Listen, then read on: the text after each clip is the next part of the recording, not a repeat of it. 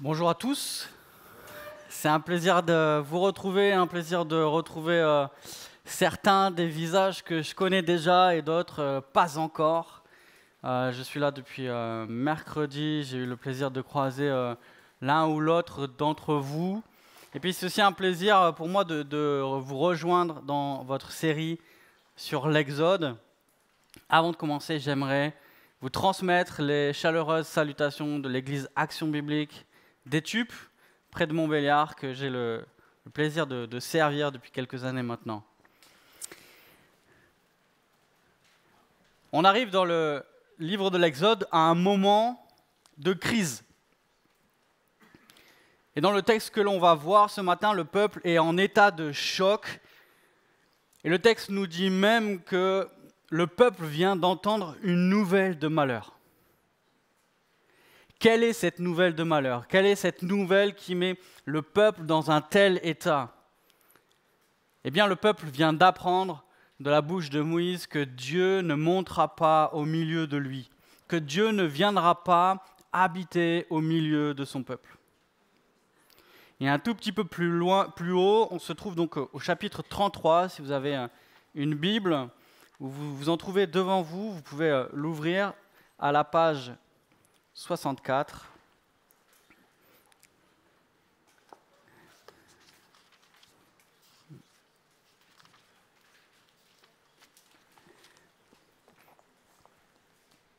Et regardez au verset 3 et 4 ce qu'explique Dieu à Moïse. « Monte vers ce pays où coule le lait et le miel. En revanche, je ne monterai pas au milieu de toi, car tu es un peuple réfractaire et je risquerai de te faire disparaître en chemin. » Lorsque le peuple entendit cette parole de malheur, il prit le deuil et personne ne mit ses ornements. La semaine dernière, avec Rolly, vous avez vu cette trahison, cet adultère que le peuple commet en fabriquant ce veau d'or, en n'attendant pas que Moïse vienne rapporter les paroles de Dieu, et puis en célébrant ce veau d'or qu'ils viennent de se fabriquer. Et juste avant, vous aviez vu pendant plusieurs chapitres, pendant 5 chapitres, que Dieu avait donné des instructions précises sur la construction du tabernacle. Le tabernacle, c'est une tente avec un enclos mobile, mais quand même un peu plus solide qu'une quechua de seconde. Mais quand même mobile, c'est un endroit qui était au milieu du peuple et dans lequel Dieu révélait sa présence au milieu du peuple.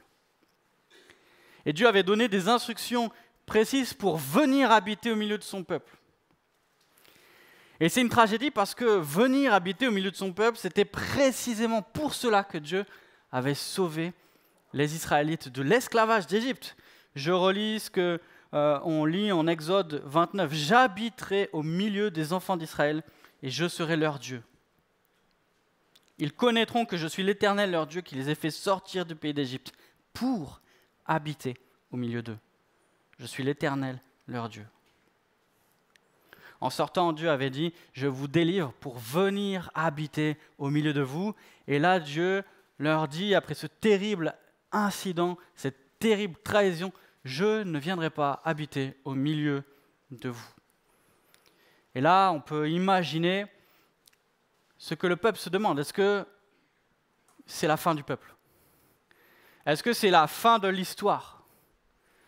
Parce que oui, Dieu a promis de les emmener dans le pays qu'il avait promis de donner à leurs ancêtres, ce pays où coule le lait et le miel. Mais si Dieu ne montre pas, à quoi bon y aller? Quel avenir pour ces Israélites qui sont coincés entre le pays de la servitude et le pays de la promesse? C'est là où nous en sommes ce matin. Et nous lisons ensemble au chapitre 33, les versets 7 jusqu'à la fin du chapitre.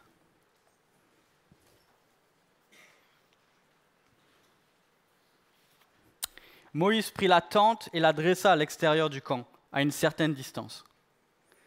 Il l'appela tente de la rencontre. Tous ceux qui consultaient l'Éternel allaient vers la tente de la rencontre à l'extérieur du camp. Lorsque Moïse se rendait à cette tente, tout le peuple se levait. Chacun se tenait à l'entrée de sa tente et le suivait des yeux jusqu'à ce qu'il ait pénétré dans la tente. Lorsque Moïse avait pénétré dans la tente, la colonne de nuée descendait et s'arrêtait à l'entrée de la tente, et l'Éternel parlait avec Moïse. Tout le peuple voyait la colonne de nuée s'arrêter à l'entrée de la tente, et tout le peuple se levait et adorait, chacun à l'entrée de sa tente. L'Éternel parlait avec Moïse face à face, comme un homme parle à son ami. Puis Moïse retournait au camp, tandis que son jeune assistant Josué, fils de Nun, ne sortait pas de la tente. Moïse dit à l'Éternel, « Voici ce que tu me dis, fais monter ce peuple, et tu ne me fais pas connaître qui tu enverras avec moi. Cependant, tu as dit, je te connais par ton nom et tu as trouvé grâce à mes yeux. Maintenant, si j'ai trouvé grâce à tes yeux, fais-moi connaître tes voies. Alors je te connaîtrai et je pourrai encore trouver grâce à tes yeux. Regarde, cette nation est ton peuple. » L'Éternel répondit, « Je marcherai moi-même avec toi et je te donnerai du repos. » Moïse lui dit, « Si tu ne marches pas toi-même avec nous, ne nous fais pas partir d'ici. Comment sera-t-il donc certain que j'ai trouvé grâce à tes yeux, ainsi que ton peuple? Ne sera-ce pas quand tu marcheras avec nous et quand nous serons différents, moi et ton peuple, de tous les peuples qui sont à la surface de la terre? » L'Éternel dit à Moïse, « Je ferai aussi ce que tu me demandes là, parce que tu as trouvé grâce à mes yeux et que je te connais par ton nom. » Moïse dit, « Fais-moi donc voir ta gloire. » L'Éternel répondit, « Je ferai passer devant toi toute ma bonté, et je proclamerai devant toi le nom de l'Éternel. Je fais grâce à qui je veux faire grâce, et j'ai compassion à qui je veux avoir compassion. » Il ajouta, « Tu ne pourras pas voir mon visage, car l'homme ne peut me voir et vivre. » L'Éternel dit, « Voici un endroit près de moi. Tu te tiendras sur le rocher.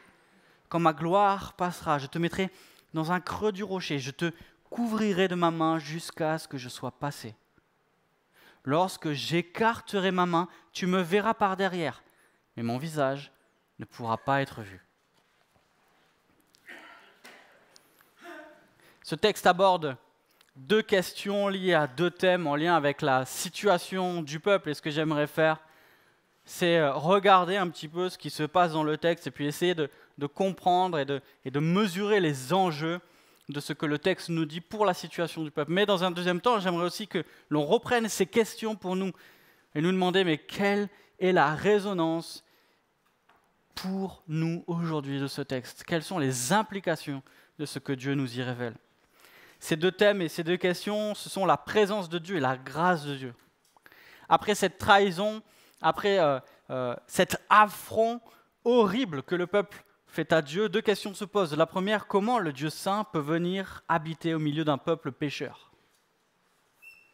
Cette question avait été répondue en partie avec toutes les instructions que Dieu avait données à son peuple, justement pour venir habiter au milieu de lui. Mais la question se repose avec beaucoup plus d'insistance et peut-être une pression supplémentaire après ce péché si grave du peuple. La deuxième question, c'est celle de la grâce de Dieu. Pourquoi? En vertu de quoi? Pour quelle raison le Dieu glorieux et le Dieu saint ferait grâce à un peuple pécheur? Moïse dresse la rencontre, verset 7, à l'extérieur du camp. Et l'on comprend que Dieu, à ce moment-là, ne peut pas être présent au milieu de son peuple. Mais on voit en même temps que dans sa grâce, Dieu continue de se laisser consulter par le peuple. En attendant de savoir ce qu'il fera, c'est ce qu'il a dit à Moïse, Dieu n'a pas rompu la communication. Et malgré le péché, malgré l'idolâtrie, malgré la rébellion, Dieu continue de venir à la rencontre de son peuple en parlant avec leur médiateur, Moïse. Et le vrai problème des Israélites, ce n'est pas tant qu'ils voulaient voir Dieu, mais c'est qu'ils ne voulaient pas l'écouter. Et Dieu, dans sa grâce, continue néanmoins à leur parler. On voit aussi que le peuple est dans une attitude de repentance. Au début du chapitre, on a vu tout à l'heure que le peuple est dans une attitude de deuil. Mais là, on voit que le peuple, quand Moïse entre dans la tente, tout le peuple se lève et adore Dieu. Peut-être ce qui nous marque le plus dans ce texte, c'est le contraste entre Moïse et le peuple. Et je crois que c'est vraiment dans ces premiers versets, versets 7 à 11, ce que l'auteur veut souligner. Le peuple est dans le camp et regarde de loin Moïse hors du camp qui entre dans la présence de Dieu. Le peuple ne peut pas s'approcher de Dieu, Moïse le peut. Mais il y a encore plus grand contraste quand on considère l'intimité dont jouissait Moïse auprès de Dieu. Le texte nous dit que Moïse parlait face à face avec Dieu comme on parle à son ami. Alors là, on se demande qu'est-ce que ça veut dire face à face? Est-ce qu'il voyait Dieu? Est-ce qu'il voyait la face de Dieu? Qu'est-ce que ça veut dire? La suite du texte nous dit que on ne peut voir la face de Dieu, on ne peut voir Dieu dans sa gloire directement. Ici, il est question plutôt de l'intimité. Et on comprend quelque chose d'extraordinaire. C'est que Dieu vient rencontrer Moïse comme on donne rendez-vous à un ami. Et Moïse lui parle comme on parle à son ami. Et donc d'un côté, on a Moïse qui rencontre Dieu dans la tente de la rencontre, et le peuple qui de son côté le regarde de loin, qui adore, mais qui ne voit pas et qui n'écoute pas, qui n'entend pas directement Dieu. Et les versets suivants, les versets 12 à 23, nous parlent de ce dialogue entre deux amis. Nous parlent et nous révèlent ce qui se passe dans cette tente. Et on voit Moïse, dans les versets 12 à 23, intercéder pour le peuple, supplier Dieu pour le peuple. Ce n'est pas la première fois qu'il le fait, il a dû le faire à plusieurs reprises. Moïse intercède pour le peuple. Il a même dit au chapitre 32 qu'il était prêt à mourir pour le peuple. Regardez au verset 32 du chapitre 32. « Pardonne maintenant leurs péchés, sinon efface-moi de ton livre que tu as écrit. » Dis, fais-moi mourir à leur place. Pardonne-leur ou alors punis-moi. Le seul but de Moïse dans ce dialogue avec Dieu, dans ces derniers versets du chapitre 33, c'est de s'assurer que Dieu sera bien avec son peuple, que Dieu va renoncer à sa colère et que finalement il va concéder à accompagner le peuple et à venir se tenir au milieu de lui. Et là, on voit quelque chose qu'on a vu dans tout le livre de l'Exode jusque-là, c'est aussi le cœur de Moïse, qui caractérise tout le cœur des leaders et qui caractérise ce qu'on attend de tout homme de Dieu. Un cœur pour Dieu et un cœur pour son peuple. Un cœur pour Dieu et un cœur pour son peuple. Et dans la discussion entre Moïse et Dieu, Moïse avance deux arguments. On le voit au verset 15 et verset 16. Premier argument, si tu ne marches pas toi-même avec nous, ne nous fais pas monter d'ici. Moïse préfère rester dans le désert plutôt qu'aller dans le pays où coule le lait et le miel, mais sans Dieu. Moïse refuse les bénédictions sans la présence de Dieu. Et je lis ce commentaire de Tim Chester sur ce passage. Recherchez Dieu pour l'amour de Dieu lui-même. Si vous n'aimez que ses bénédictions, votre foi risque de faiblir dans les moments difficiles. Si vous n'aimez que ce qu'il vous offre, que se passera-t-il s'il vous prive pour un temps de ses bienfaits? Sans Dieu, les bénédictions de Dieu ne valent rien. Sans Dieu, le pays promis n'est pas une bonne nouvelle. Comme un voyage de noces à Hawaï sans son époux. Verset 16, deuxième argument. Moïse dit, mais ce qui nous rend différents, c'est que tu marches au milieu de nous. Ce qui fait ce que nous sommes, ce qui fait notre identité, ce qui fait que nous sommes ton peuple, c'est que tu sois au milieu de nous. Ce n'est pas parce que nous sommes différents des autres que Dieu est présent. C'est parce que Dieu est présent que nous sommes différents des autres. Et c'est ça qui nous distingue ultimement. Et c'est ça que devraient dire tous ceux qui vivent pendant un temps l'expérience de la communauté du peuple de Dieu. Dieu est présent au milieu de vous. Et c'est cela, n'est-ce pas, qui devrait se passer lorsque quelqu'un qui ne connaît pas Dieu entre dans l'Église, nous dit Paul en 1 Corinthiens 14, Dieu est présent au milieu de vous. C'est ce qui devrait se passer quand quelqu'un fait l'expérience d'une communauté qui a été transformée par la présence de Dieu. Et voilà ce qui se passe à chaque fois que nous venons à la rencontre de Dieu. Dans la présence de Dieu, Dieu nous transforme à son image. Et voilà ce qui se passe quand quelqu'un fait l'expérience de la communauté chrétienne, fait l'expérience d'un peuple qui a été transformé à l'image de Dieu. Je vois Dieu et je vois sa présence au milieu de vous. À votre manière de vivre, ce qui nous rend différents, c'est la présence de Dieu au milieu de nous. Et ces arguments se terminent au verset 17 avec cette parole de l'Éternel à Moïse. Je ferai aussi ce que tu me demandes là, parce que tu as trouvé grâce à mes yeux et que je te connais par ton nom. Et là, Moïse, on pourrait dire, Moïse, c'est bon, il a eu ce qu'il veut, il va s'arrêter, il va rester sage quand même. Il ne faut pas aller trop loin dans la négo. Il y a un moment où, Et non. Verset 18, Moïse dit, « Fais-moi donc voir ta gloire. Fais-moi donc voir ta gloire. » Peut-être que certains ont eu cette parole, peut-être que certains ont eu cet élan du cœur, peut-être même que certains l'ont déjà demandé à Dieu, peut-être que d'autres au contraire se disent, mais jamais de la vie, j'oserais demander ça à Dieu. Peut-être que certains se disent, mais quel toupet pour Moïse de demander à Dieu qu'il voie sa gloire. Est-ce que Moïse manque de foi? Est-ce que Moïse finalement est comme le peuple et veut voir Dieu parce qu'il n'a pas envie de l'écouter? Je ne crois pas. Et je crois que cette demande, cette pétition de Moïse au verset 18, c'est une autre forme de la demande qu'il a faite au verset 13, regardez. Maintenant, si j'ai trouvé grâce à tes yeux, fais-moi connaître tes voies. Fais-moi connaître tes voies. Ce que Moïse demande, il me semble ici, c'est une confirmation formelle de l'engagement de Dieu. C'est que Dieu manifeste effectivement qu'il maintient son alliance avec son peuple, en vertu de laquelle il prendra Israël comme son peuple et qu'il viendra au milieu de lui.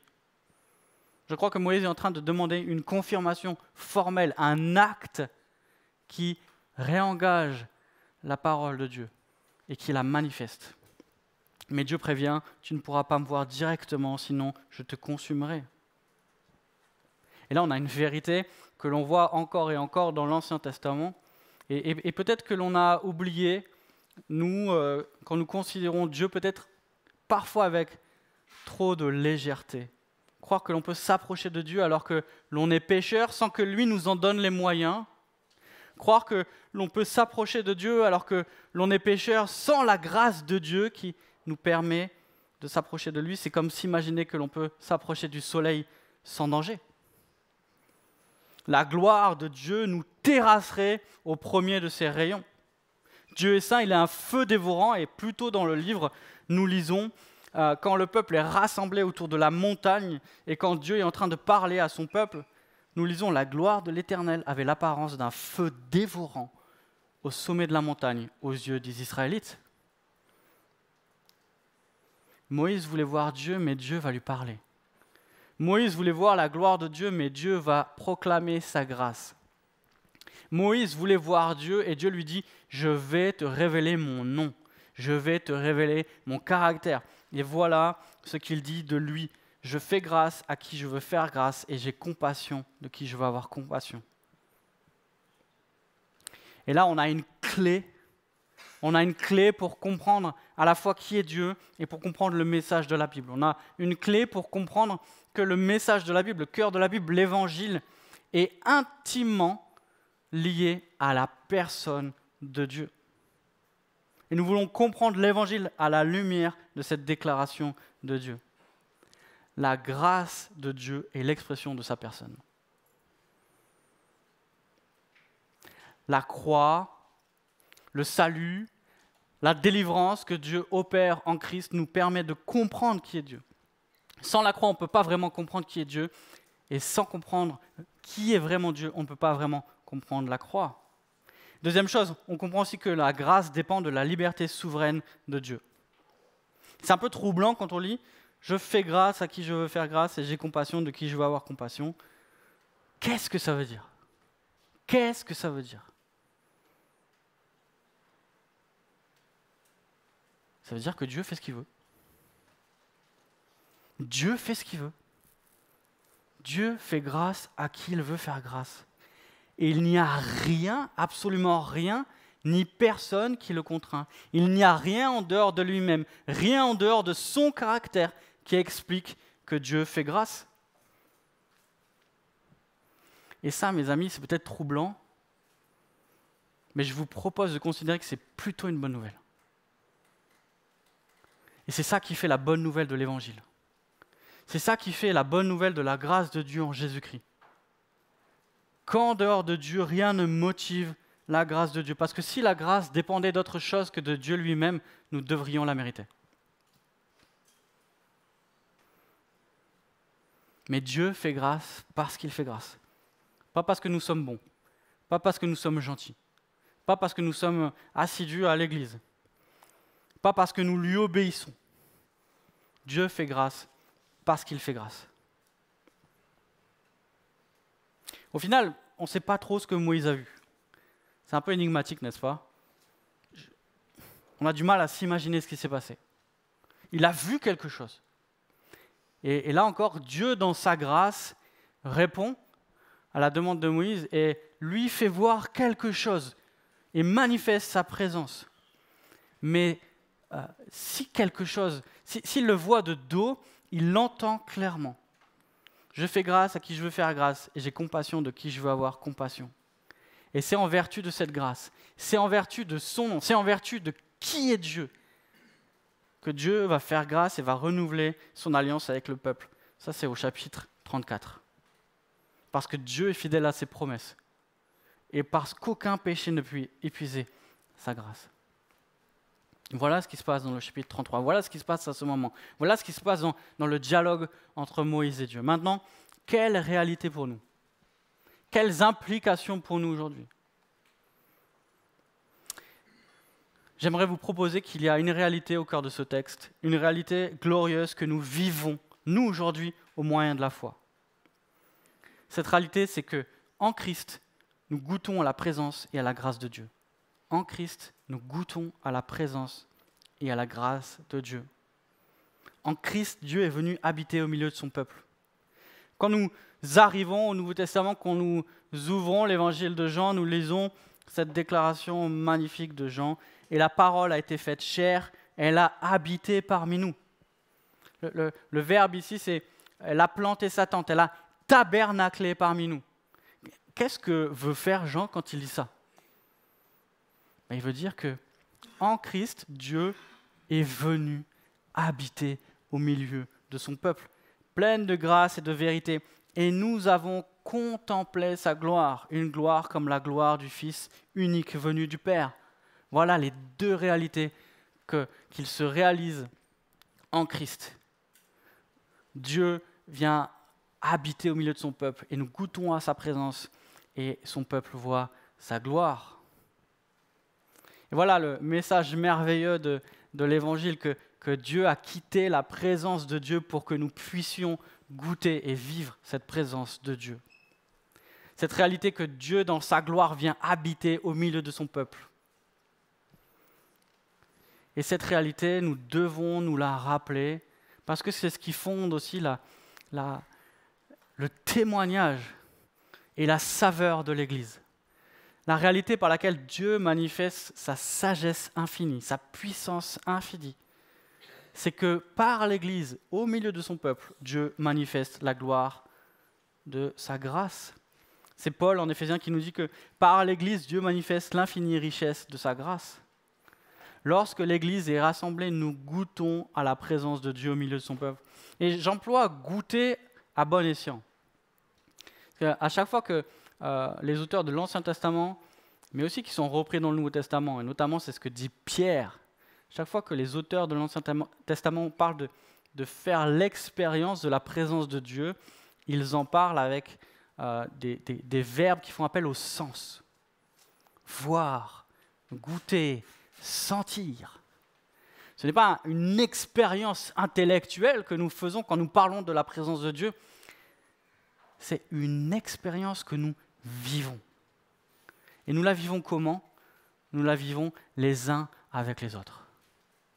Quand nous sommes ensemble, et quand nous voyons les autres, quand les autres nous voient, et que nous vivons ensemble, nous faisons l'expérience de la gloire de Dieu, de la gloire de sa grâce qui vient nous transformer.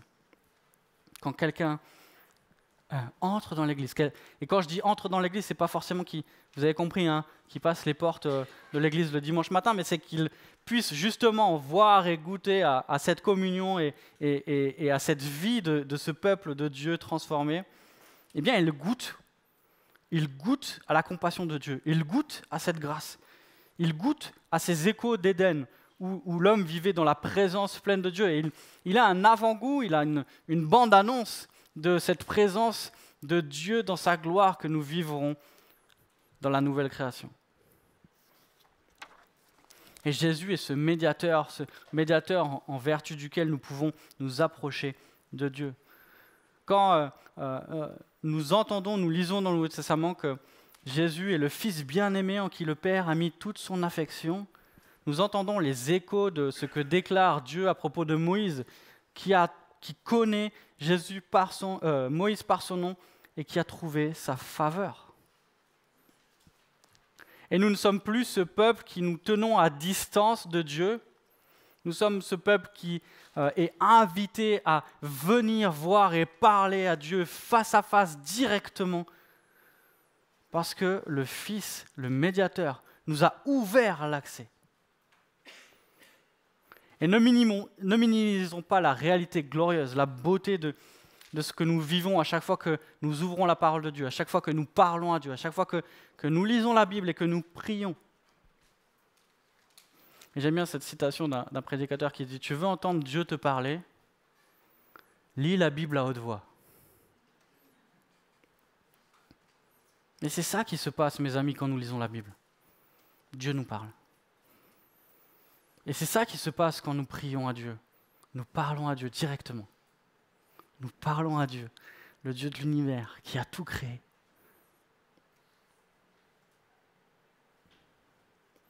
Et un jour, nous serons dans sa présence glorieuse. Et un jour, nous verrons sa gloire. Et nous la verrons avec un éclat tel que Moïse n'aurait même pas pu rêver de voir. En attendant, nous pouvons nous approcher du trône de la grâce avec assurance parce que Jésus, notre médiateur, nous a ouvert la voie et nous permet de nous approcher de lui sans craindre, sans craindre. En Jésus, Dieu vient habiter au milieu de son peuple et en Jésus, nous voyons la gloire de la grâce de Dieu pour son peuple. Et cette pétition, fais-moi donc voir ta gloire, c'est un peu la pétition que Dominique m'a faite la semaine dernière. Enfin, m'a faite, pas à moi, il ne voulait pas voir ma gloire. Mais m'a dit, on parlait, Dominique, c'est quelqu'un qui a été amené à l'église la semaine dernière par mon beau-père, avec qui il joue au ping-pong, détail très important, pas du tout. Et puis Dominique est resté avec nous après au barbecue, il y avait un petit tournoi de pétanque, c'est hyper sympa. Et puis Dominique il était intéressé, il est très intéressé par tous les sujets religieux et spirituels. Je ne sais pas s'il était déjà, je ne me rappelle plus s'il m'avait dit qu'il était déjà venu dans une église évangélique. En tout cas, voilà, il avait été interpellé par ce qu'il avait vu. Et puis on discute. Et puis à un moment donné, Dominique me dit, mais moi j'aimerais voir Dieu. Moi j'aimerais voir Dieu là. Et puis on a parlé et un peu plus loin, j'ai dit, mais si tu veux voir vraiment Dieu, je te propose qu'ensemble on puisse lire la Bible. Pourquoi ? Parce que Jésus nous révèle la gloire de Dieu. Et parce que comment Dominique peut rencontrer Dieu et comment Dominique peut voir Dieu, il peut voir dans sa parole. En Jean 14, Philippe demande « Seigneur, montre-nous le Père et cela nous suffit ». Il n'était pas exigeant. Jésus lui dit « Il y a si longtemps que je suis avec vous et tu ne m'as pas connu, Philippe ? Celui qui m'a vu a vu le Père. Comment tu dis « Montre-nous le Père » ? L'auteur de l'Épître aux Hébreux nous dit que Jésus est le reflet de la gloire de Dieu, l'expression de sa personne. Vous voulez voir Dieu ? Regardez à Jésus. Vous voulez voir Dieu ? Regardez à Jésus. Vous qui est Dieu, comprendre qui est Dieu, regardez à Jésus. Vous voulez connaître Dieu, regardez à Jésus. Jésus ne nous révèle pas à quoi ressemble Dieu. Jésus nous révèle qui est Dieu. Jésus nous révèle qui est Dieu. Jésus nous révèle la gloire de la grâce de Dieu. Comment ? À la croix. La croix nous révèle le cœur de ce que dit Dieu ici. Quand Moïse demande à Dieu de révéler sa gloire, il dit « Je fais compassion à qui je fais compassion, je fais grâce à qui je fais grâce ». C'est exactement ce que Dieu nous révèle à la croix en Jésus-Christ. Comment connaître Dieu ? En méditant l'Évangile. Pourquoi ? Parce que c'est l'Évangile qui fait resplendir la connaissance de la gloire de Dieu en Christ. C'est ce que nous dit Paul dans l'épître aux Corinthiens, dans la deuxième épître aux Corinthiens, au chapitre 4, que nous connaissons la gloire de Christ dans nos cœurs, parce que Dieu fait briller la face de Christ. L'Évangile, c'est cette bonne nouvelle que Jésus nous révèle pleinement, non seulement sa présence, mais aussi son cœur. Son cœur plein de grâce et de compassion. Voici comment Dieu prouve son amour envers nous. Alors que nous étions encore des pécheurs, Christ est mort pour nous.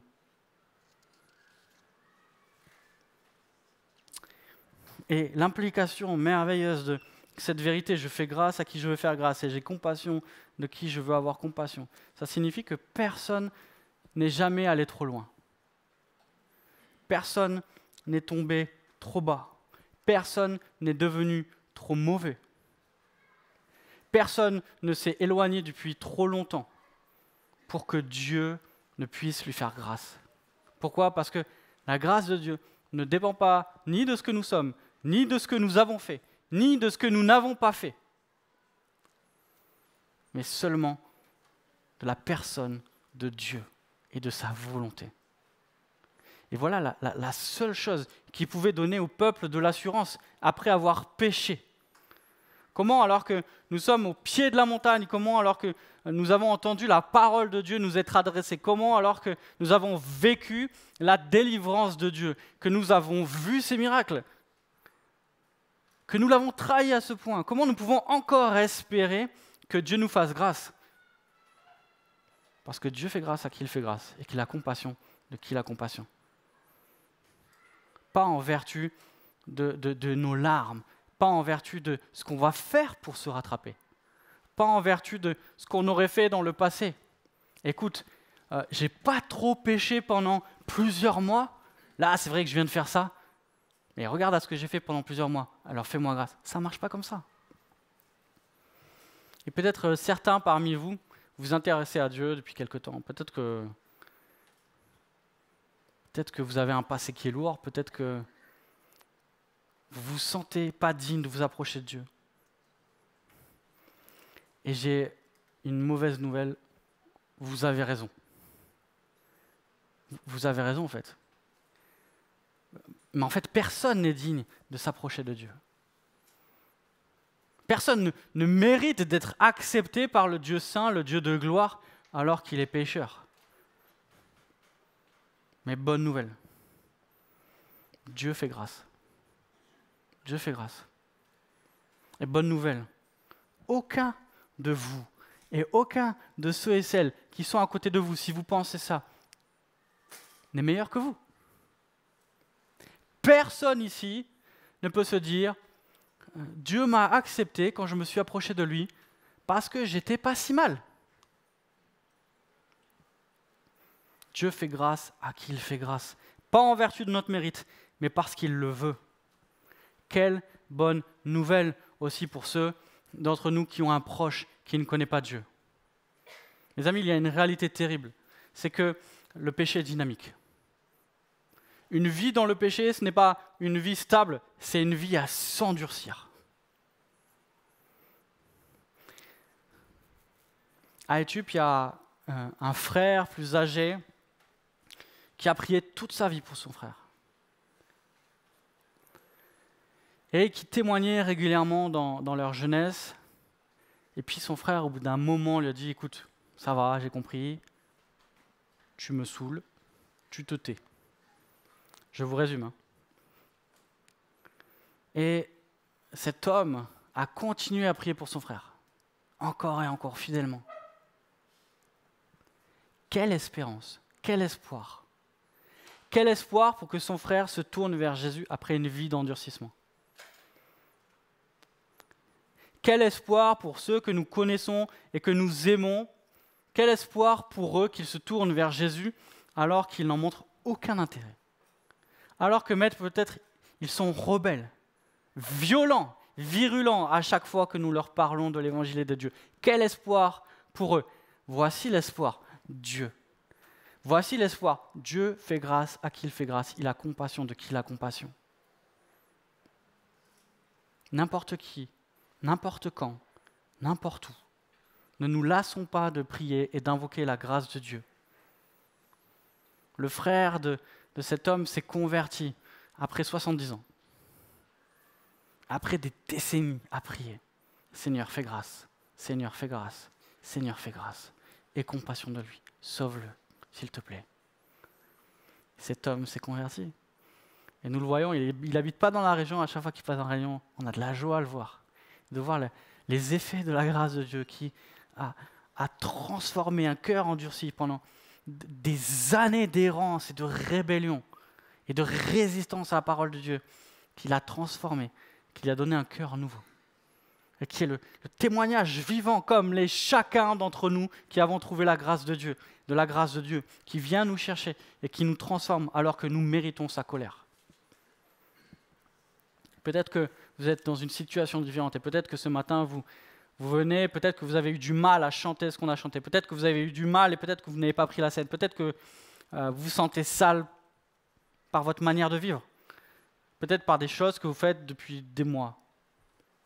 Je suis sûr qu'ici, il y a au moins quelqu'un qui est un petit peu bizarre dans sa vie chrétienne et qui sait qu'il ne vit pas comme Dieu l'appelle à vivre. Peut-être qu'il s'est laissé aller. Peut-être qu'il a trébuché et peut-être qu'il s'est vautré dans le péché. Et peut-être que personne ne le sait ici. Mauvaise nouvelle, Dieu le sait. Bonne nouvelle, Dieu fait grâce. Dieu fait grâce. Peu importe le temps que vous avez passé dans le péché, peu importe la gravité de votre péché, si vous courez à lui, Dieu fait grâce et Dieu vous accueille les bras ouverts en courant vers vous comme le Père accueille son Fils prodigue. Dieu fait grâce. Pourquoi ? Pas parce que vous avez dit quelque chose de particulier ce matin, pas parce que vous avez ressenti quelque chose de particulier ce matin.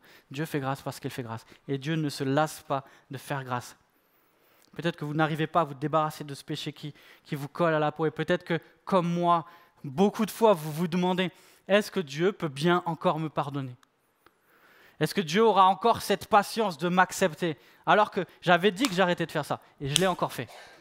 J'avais dit que j'arrêtais d'être comme ça, mais je suis encore comme ça. Est-ce que Dieu va continuer à me pardonner ou est-ce que j'ai épuisé ? Est-ce qu'il en a marre de moi ? Écoutez bien, aucun péché ne peut épuiser la grâce de Dieu. Aucun péché ne peut épuiser la grâce de Dieu. Voilà la bonne nouvelle de l'évangile que nous voulons nous rappeler ce matin. Penser qu'on peut épuiser la grâce de Dieu, c'est un petit peu comme s'imaginer qu'on peut vider l'océan avec un verre. Absurde, n'est-ce pas ? Et pourtant, combien de fois nous nous sommes dit ça ? Notre péché, mes amis, n'est qu'une goutte d'eau dans l'océan de la grâce de Dieu. Dieu fait grâce parce qu'il fait grâce. Et Dieu prend plaisir à nous faire grâce parce qu'il exprime qui il est. Et voilà ce que nous devrions répondre à ceux qui nous demandent, mais qui est Dieu ? Qui est ce Dieu que tu viens adorer dimanche après dimanche ? Qui est ce Dieu dont tu me parles ? Qui est ce Dieu de la Bible que tu lis ? C'est celui qui fait grâce. C'est celui qui prend plaisir à pardonner le pécheur. C'est celui qui n'a pas hésité à envoyer son propre Fils mourir à notre place pour que nous soyons réconciliés avec lui. Voilà la bonne nouvelle avec laquelle nous voulons partir ce matin. Cette bonne nouvelle que nous redécouvrons dans ce texte de qui est Dieu fondamentalement. Il est celui qui fait grâce. Et seule cette redécouverte de l'Évangile, cette redécouverte de l'Évangile de la grâce peut nous libérer de l'angoisse que Dieu puisse nous abandonner. Je vous cite un auteur, Jerry Bridges, dans son livre magnifique qui s'appelle « À l'école de la grâce », justement, qui nous parle de la grâce de l'Évangile, qui résume parfaitement. Le fait de nous prêcher l'Évangile à nous-mêmes au quotidien nous apporte espoir, joie et courage. La bonne nouvelle du pardon de nos péchés grâce à la mort du Christ nous remplit de joie, nous donne le courage d'affronter chaque journée et nous offre l'espérance que la faveur de Dieu demeurera sur nous. Non pas parce que nous sommes bons, mais parce que nous sommes en Christ. Nous aussi, nous sommes un peuple coincé entre le pays de la servitude et l'empire du péché, et le pays promis, cette nouvelle création dans la présence glorieuse de Dieu. Mais, et c'est avec ces deux pensées que j'aimerais conclure, mais alors que nous sommes coincés entre le pays de la servitude du péché et l'empire, la nouvelle création, nous avons été libérés, nous sommes en chemin, mais comme pour le peuple, le repos et la joie ne sont pas liés au pays lui-même, mais à la présence de Dieu. Ce qui signifie que dès aujourd'hui, alors que nous sommes en chemin et que nous ne sommes pas encore arrivés, nous pouvons goûter vraiment et vivre à ce repos et à cette joie. Comment? En étant au milieu de son peuple. En étant au milieu de son peuple, parce que c'est là où Dieu est présent.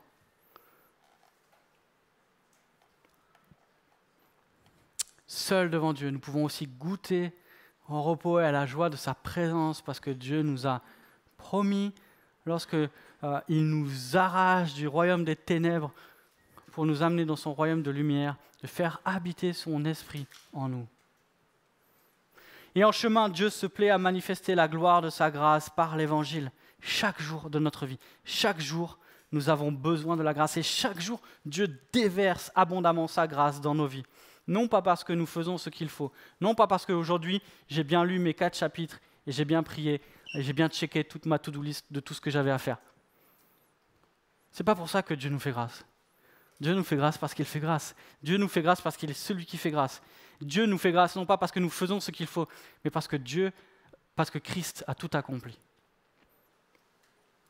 Parce que nous sommes en Christ, nous avons jour après jour la faveur de Dieu. Non pas parce que nous faisons ou ce que nous ne faisons pas, mais parce que Christ a tout accompli. Je vais prier.